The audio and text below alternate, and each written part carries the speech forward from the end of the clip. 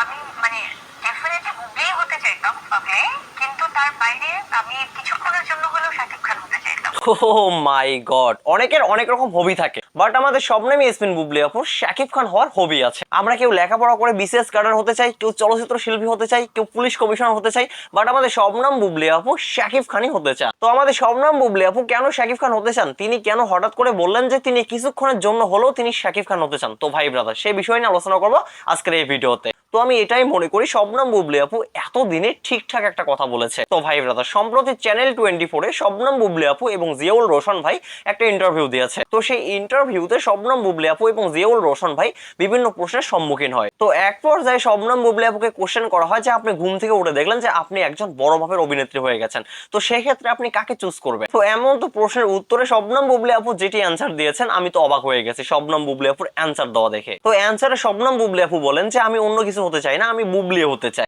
আর পারলে আমি কিছুক্ষণের জন্য হলো শাকিব খান হতে চাই। শাকিব খানের ব্রেনটা দেখতে চাই, মূলত ওনার ব্রেনটে কি চলতেছে। তো শবনম বুবলি আপুকে আবার ফিরতি কোশ্চেন করা হয় যে আপনি এতদিন সংসার করেছেন তার সঙ্গে, এতদিন সংসার করেও কি আপনি তাকে চিনতে পারেননি? এমন কথা শুনে শবনম বুবলি আপু বলেন যে মানুষ 30 বছর একসঙ্গে শুনেও একে অপরকে চিনতে পারে না, সেখানে তো আমি মাত্র 8 থেকে 9 বছর তার সঙ্গে সংসার করেছি। তো শবনম বুবলি আপু যেটি বললেন যে আমি কিছুক্ষণের জন্য হলো শাকিব খান হতে চাই, শাকিব খানের ব্রেনটা একটু জাজ করে দেখতে চাই, ভালো করে একটু যাচাই করে দেখতে চাই যে তার ব্রেনটে মূলত কি চলতেছে। তো মাঝে আমি আরেকটু কথা বলি, শাকিব খানকে কিন্তু আজ পর্যন্ত কেউই চিনতে পারে নাই। শাকিব খানের মনে, শাকিব খানের ব্রেন্ডে কি চলতেছে, কখন কি আসে, এইটা কিন্তু কেউ আজ পর্যন্ত বুঝতে পারে নাই। সেটা অপবিশ্বাসী হোক, সেটা বুবলি হোক, কিংবা শাকিব খানের ফ্যামিলি মেম্বার হোক, শাকিব খানকে কিন্তু আজ পর্যন্ত কেউই চিনতে পারে নাই। শাকিব খান এমনই একজন ব্যক্তি, শাকিব খানকে চিনতে হলে মূলত 10 বার জন্মগ্রহণ করতে হবে, তাছাড়া শাকিব খানকে কেউই চিনতে পারবে না। ওই যে আমরা একটা কথা বলি না যে মেয়েদের মন বোঝা নয় রে নয় সোজা, ভাই শাকিব খানের ক্ষেত্রে পুরোটাই ভিন্ন হয়েছে।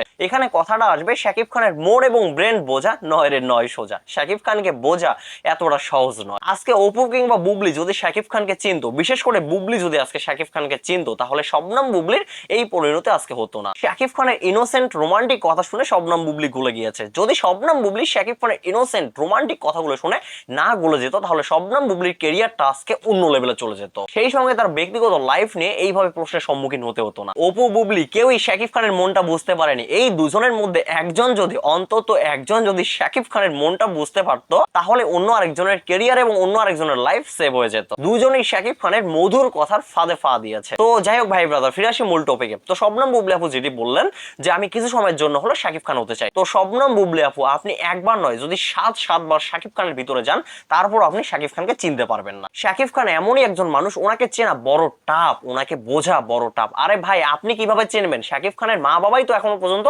শাকিব খানকে বুঝতে পারেনি, শাকিব খানকে চিনতে পারেনি, সেখানে তো আপনি শাকিব খানের ওয়াইফ, তাহলে আপনি শাকিব খানকে কিভাবে চিনবেন, কিভাবে বুঝবেন তার ভিতরে কি চলতেছে? তো যাই হোক, শবনম বুবলি আপুর মতো আমারও খুব ইচ্ছা করতেছে, আমারও খুব শখ জাগছে শাকিব খান হওয়া, কিছু সময়ের জন্য শাকিব খান হওয়া, কিছু সময়ের জন্য হলো শাকিব খানের ভিতরে প্রবেশ করা, যে আসলে এই মানুষটার মনে কি চলতেছে। শাকিব খানকে বাহির থেকে বোঝার মতো ক্ষমতা কারো নাই, শাকিব খানকে বুঝতে হলে তার মনের মধ্যে প্রবেশ করতে হবে। যদি মহান আল্লাহ তাআলা আমাকে এই ক্ষমতাটা দিত, তাহলে আমি সর্বপ্রথম শাকিব খানের মনে প্রবেশ করতাম, শাকিব খানের ভিতরে প্রবেশ করতাম, এবং শাকিব খানের মনে কি চলতেছে না চলতেছে সবকিছু লিক করে দিতাম বাহিরে বের হয়ে। তো যাই হোক ভাই ব্রাদার, শবনম বুবলি আপুর কথা শুনে আপনাদের কি মনে হচ্ছে? আপনাদের মূল্যবান মতামত কমেন্টে বলবেন। সবাই ভালো থাকবেন, সুস্থ থাকবেন। পরবর্তী ভিডিওতে আবার দেখা হচ্ছে। আল্লাহ হাফেজ।